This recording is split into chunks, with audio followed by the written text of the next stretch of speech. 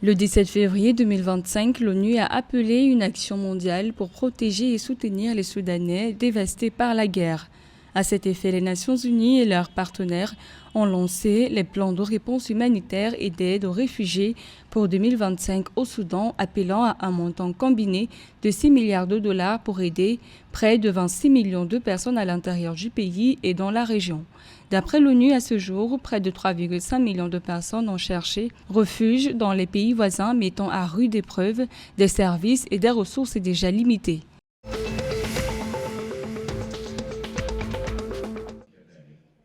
Lors de la deuxième journée de la tenue du 38e sommet de l'Union africaine dans la capitale éthiopienne, le président Hassan Sheikh Mahmoud s'est entretenu avec le premier ministre éthiopien Abiy Ahmed au sujet d'un partenariat renouvelé selon des sources médiatiques. Les échanges se tiennent d'ailleurs quelques 2 mois après que la Somalie et l'Éthiopie ont convenu d'abandonner les divergences d'opinion et les questions litigieuses et d'aller résolument de l'avant dans la coopération en vue d'une prospérité commune. Le Premier ministre éthiopien Abiy Ahmed a indiqué qu'un partenariat renouvelé nécessite un travail constant.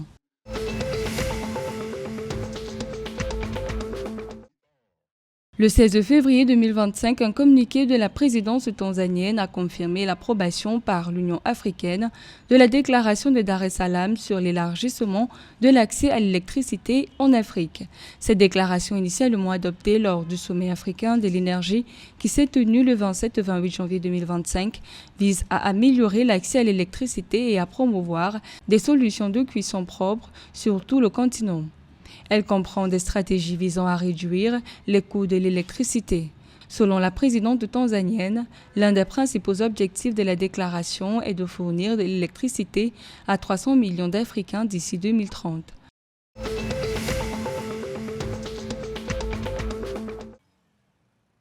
En Ouganda, en date du 12 février, 9 cas confirmés en laboratoire d'Ebola ont été enregistrés, dont un décès et près de 265 contacts du premier cas sont surveillés. En vue de contrôler la propagation de ce virus, Tedros Adhanom Ghebreyesus, le directeur général de l'Organisation mondiale de la santé, a annoncé jeudi 13 février le déblocage de 2 millions de dollars supplémentaires pour soutenir les efforts de l'Ouganda dans la lutte contre l'épidémie d'Ebola, portant le financement total à 3 millions de dollars en 3 semaines. Dans une publication sur la plateforme des médias sociaux X, Ghebreyesus a déclaré que les fonds soutiendraient davantage la réponse du pays d'Afrique de l'Est à l'épidémie.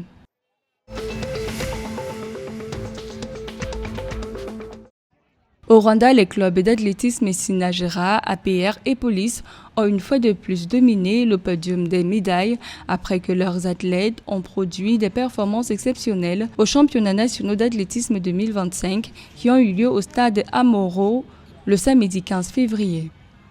Le championnat mensuel en était à sa 2e édition. Cet événement sportif est organisé par la Fédération rwandaise d'athlétisme dans le but non seulement d'élever le niveau de performance des athlètes, mais également de servir de plateforme pour découvrir de nouveaux talents dans ce sport.